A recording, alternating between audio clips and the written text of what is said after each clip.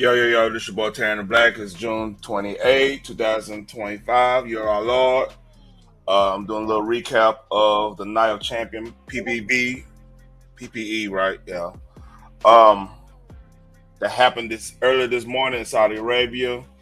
I didn't do if y'all look at the description, I didn't do any type of watch party and stuff because I unfortunately got called into work.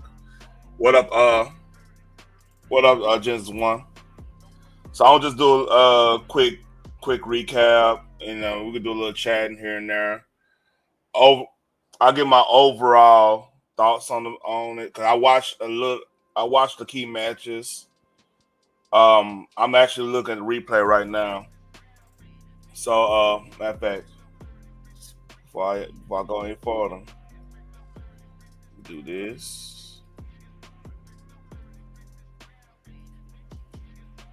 So this came on at 12 noon today. Matter of fact, I gotta go to my. Hold on, give me 1 second. 1 second. I forgot to do this. I was rushing to get back home to do this. Let's see, man. And pin message. The message is pinned. If anybody want to come up. All right.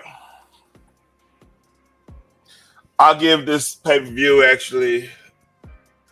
My initial grade B+. There, the crowd energy was good. I mean, the foreign energy is always gonna be like a little bit better because they have this. They don't watch it as much. They don't get to watch this live as much as the American audience. But like, they had some good. This was a good card for a PPV. I like. I don't know what they call it. I like pay per view. I know it ain't pay per view. So Night of Champions. This had the King of the Ring finals on, include finals with the U.S. title online in the undisputed title on the line. And then you had some like that street fight because yesterday they actually had more titles on doing smack. I ain't gonna say more titles, but two titles. One title changed hand. Oh, two titles. No. It was three titles that went. What's up? What's up, Genesis One?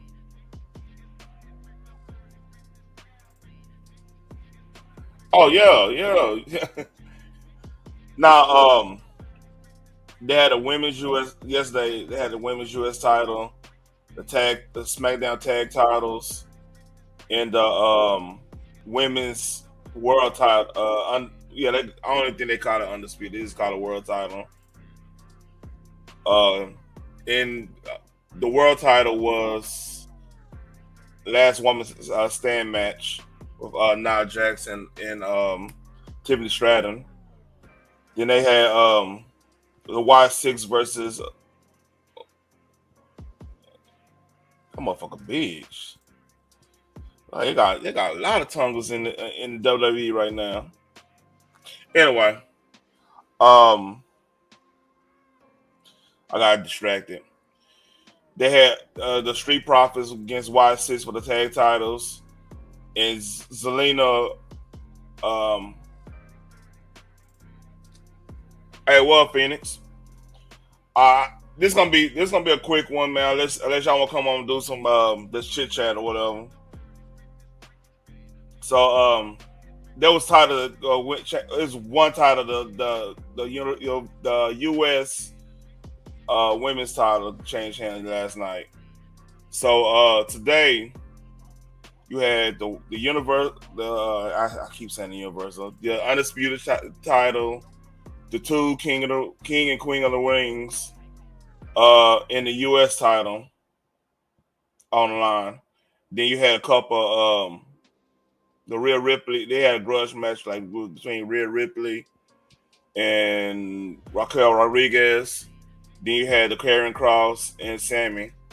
And if y'all don't know, Sammy is Syrian, so he tend to go back. He goes to Saudi for for these events a lot. He's a fan favorite there, which no problem with that. So the first match was Cody Rhodes versus Randy Orton for the King of the Ring, and I like this match a lot. Like it set the tone for the whole night, in my opinion. I give that like this dude's giving that a B. I give it as in like telling the story in the ring, and it's actually telling a story later on. Like they building up that Cody will probably go the extra mile to get the title. He's kind of turning somewhat. He's getting somewhat flexible with his morals when it comes to opportunities, which nothing's wrong with that. Like it's a way you do it so he can keep his face status really. So I like what they did, like the I kind of knew like Cody was gonna win that. If we were doing a watch party, I would have definitely picked Cody winning that, just because like I see him getting the belt back and him having Cody having a big feud against Seth Rollins. I see that happening in the future. So I give it A plus, as in a match that like both people carried their own. They sold like crazy, you know. The crowd was into it. That's everything. That could have easily been a WrestleMania match. So I gave it A plus. Who's that MMA? What are you talking about? I'm second match, Rhea Ripley versus Raquel Rodriguez. Well, this dude is.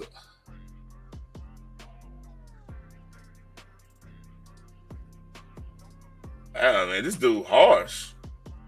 He gave that. I gave it. I mean, C plus, B plus. Yeah, I'm a fan of street fights. I'm a fan of.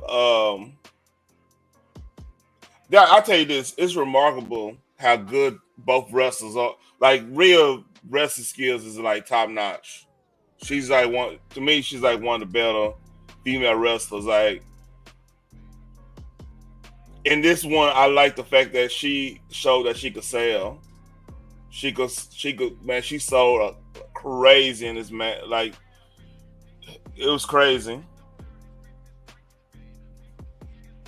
Yeah, she sold like that spot where Raquel did the old Jake the Snake Roberts tied your opponent on the rope and torture him type thing. Like she did, like what he did, I think SummerSlam '93, where he did that to Macho Man. She did that similar to that, but like she used. I mean, if y'all don't know, like they used to be a good tag team. So like that was the theme of tonight. Like it was a lot of old rivalries, old tag teams, like old stable mates. That was the only one that really didn't have like an old stable mate situation. Yeah, I don't know what you're talking about. Yeah, I don't think UFC is it going on tonight. So I give this match like the bumps they did, the how well Rhea Ripley sold. I that was a real key thing. She sold like crazy. To me, that bumps up a grade because like you rarely see like Rhea Ripley get bullied around in a match. So that part I have to give this like a B plus. And the ending was good. They did she did her signature move off the top rope instead of like on the ground. She slammed.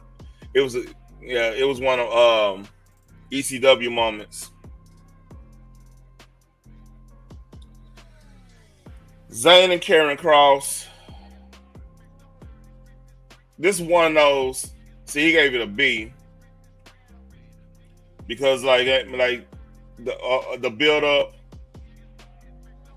Honest got true. I feel like this match, this match probably get graded better for the fact that Randy and Cody already came in. So that this to me this is the most on the women. Oh no. Let me not say that. No, let me not say that. I would say this is second most on the women match in my opinion. B, I could give it a B. C plus B ish. Zayn is incredible. Cross, I don't know. I think they burying Cross. Like Cross should be doing. He should be at least Intercontinental Champion level. But I don't know what they're gonna do with him. Like it's almost like he got all of the he should be like in this company's Dominance page, like Dominance, like the older dude that's highly skilled, got a hot white wife with him, a hot valet with him, which Kimberly Page was what, and she was gorgeous. That white girl was hot, even though she didn't have ass. But that's a whole nother story. But yeah, he should be getting a better push. He should be a mid card. Right now, he seems like he's jobbing. They don't really know what to do with him. So Sikoa, yeah, I agree with this take. So they basically gave Fatu more. Now Fatu's probably gonna go in the world title picture. He might do another program with Sikoa right now because like they really don't have room for another move. Like right now, they will have to clear the ranks. I think Fatu is almost there. Fatu, LA Knight,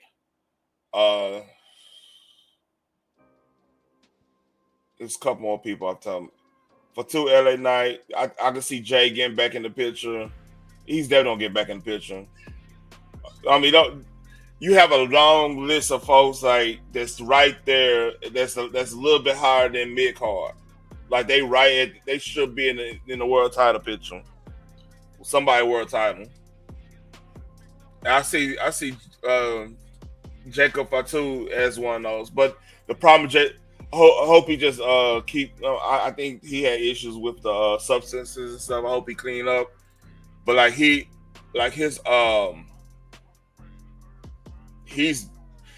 just see him being that monster, the chaotic face, similar to like a Ultimate Warrior, similar to like, the hell. Oh man, my kids in there playing. Similar to like, kind of like how Mankind was. I mean, not Mankind when he got around with like Cactus Jack, like the Berserker type. That's gonna do the outrageous. So Solo Sikoa, I think that's building up that's directly building up for a Survivor Series thing. Because like if y'all don't know, Survivor Series is gonna be in San Diego at Petco Field.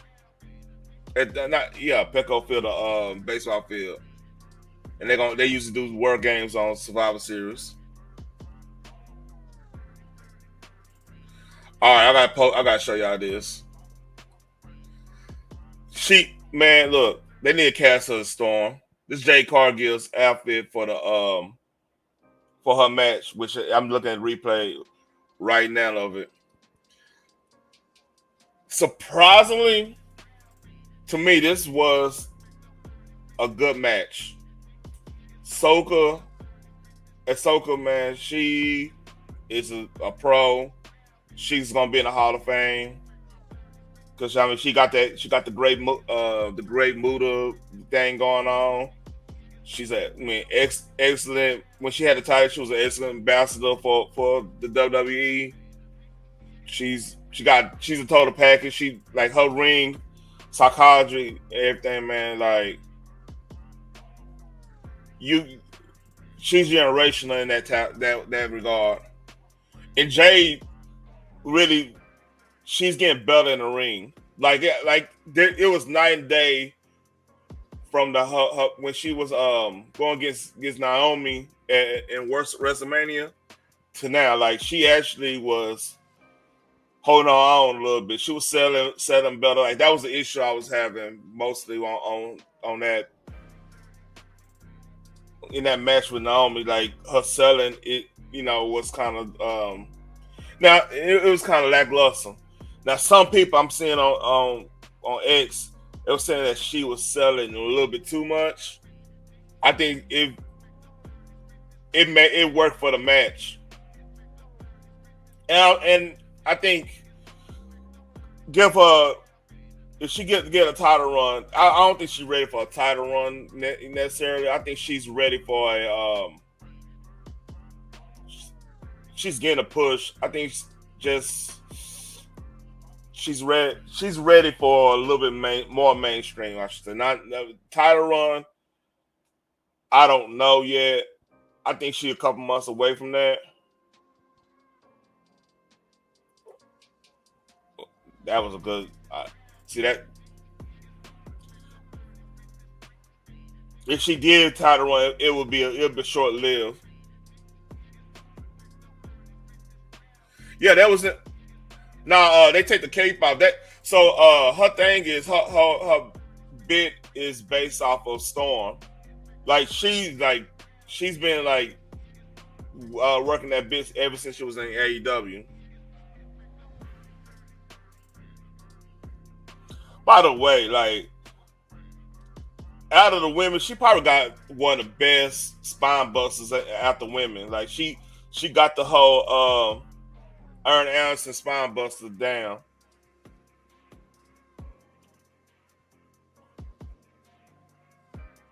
So yeah, the cape comes off. So and she had like the white. If you know anything about Marvel Comics, she had like the white Storm contacts in too. It was clean. I like the outfit. I like to get up. And if you don't know, like in Saudi Arabia, they can't wear they use your attire, of course, for obvious reasons.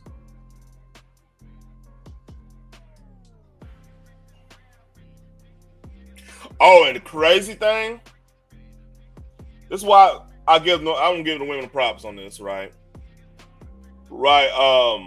It was hot as hell in that arena because it was it was real humid out there. They had a rainstorm, believe it or not, in the heat of summer.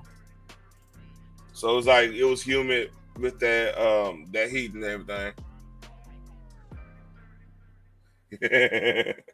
It's cool. It's cool, just one. But like Ahsoka, this was a surprise match in my opinion. I give it A minus.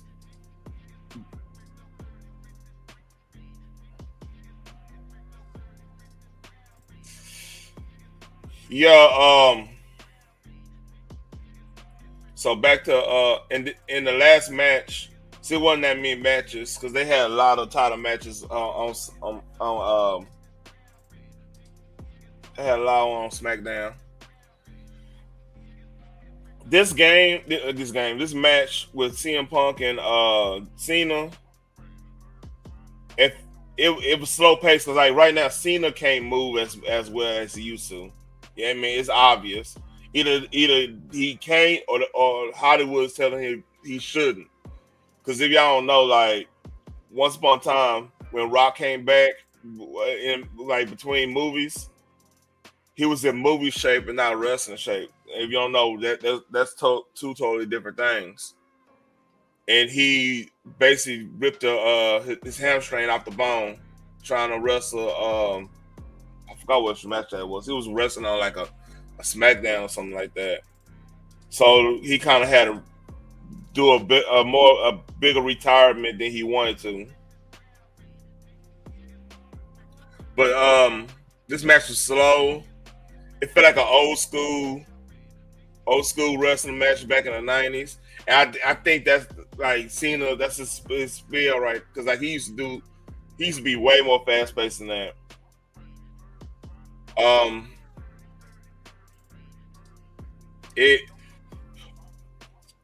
I like the match till the interference stuff started. It becomes a little bit contrived when you start doing all the interference and everything.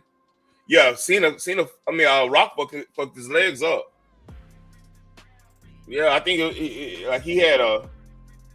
It was either I know it wasn't a quad. It was like the hamstring or some shit. That's why he went and got that. He stayed in rehab and got that got huge as hell and got that mobile gym. So he had to quit rest. He had to really quit wrestling because he was doing all the Hollywood stuff. So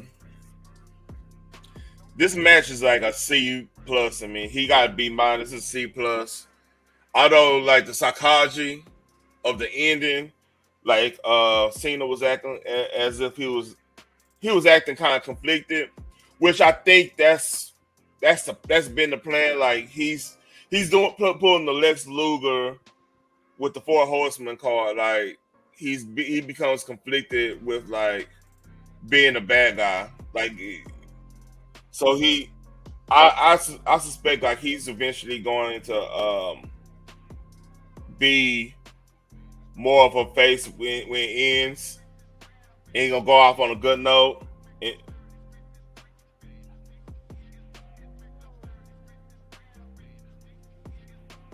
So just kind of botched that pen.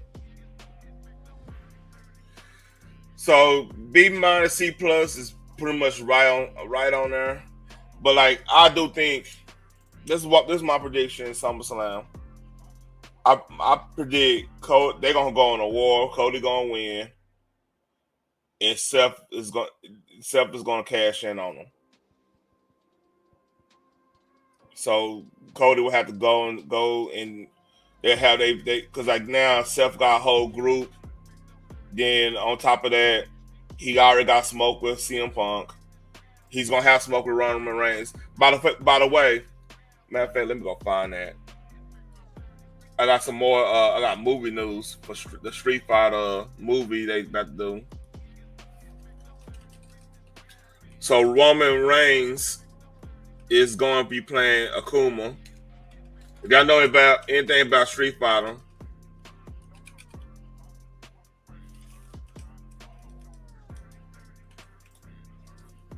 you see that guy. Here we go.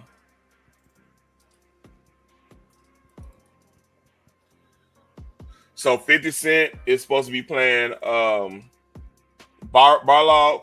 That's a boxing Street Fighter. They got some new people playing like Chun-Li. She's gonna be a great Chun-Li. She got the physique and everything. I believe it's a wrestler. He's playing Vega. This dude, I don't know how they're gonna work that out. Momoa playing Blanca. That's gonna be wild. I didn't even see that. That's news to me. But yeah, Roman Reigns is gonna be playing Kuma.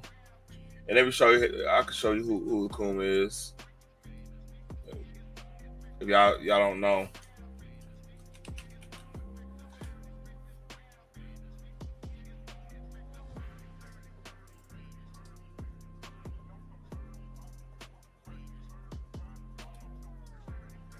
I put this over here.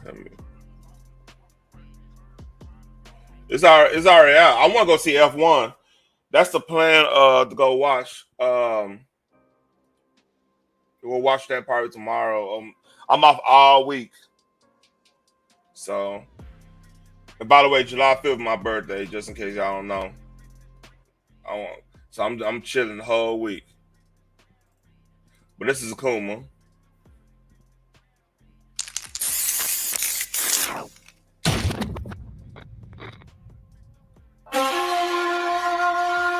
Where will this path of strife take him?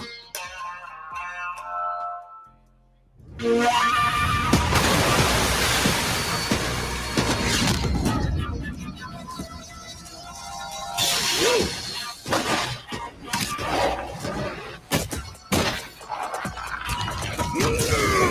that's Akuma. Yeah, I'll go live on my birthday.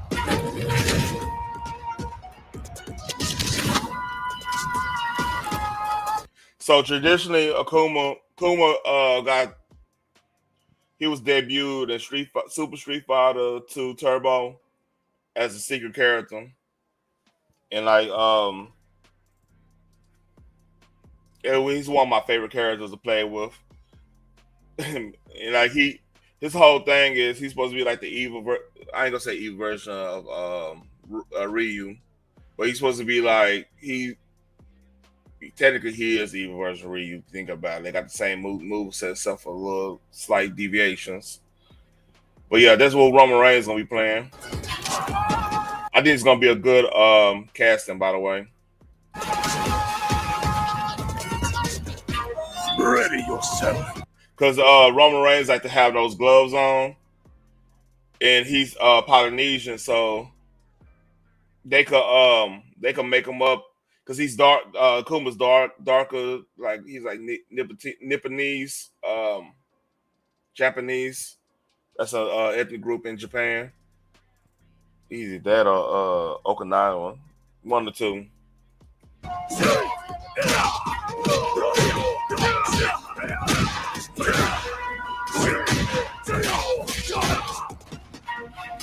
Witness the abyss before you. And what's cool about it, like Roman got that demeanor like Akuma. Like I show y'all some Akuma Street Fighter 3. Street Fighter 3 Third Strike. That was part of my favorite Akuma.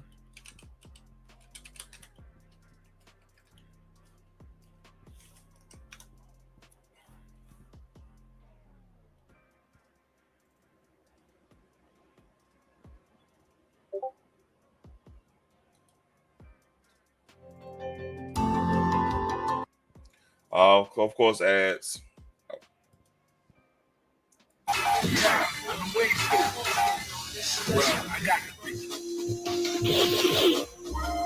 So if you go look at look at his attire right here, and let me go to Roman Reigns, how he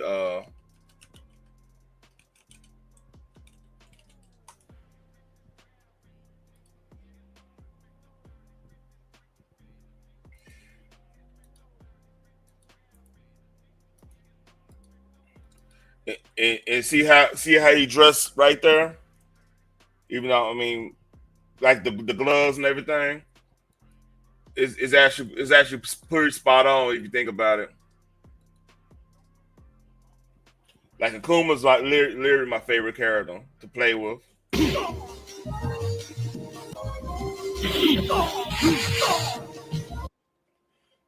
So yeah, that's all I got on that.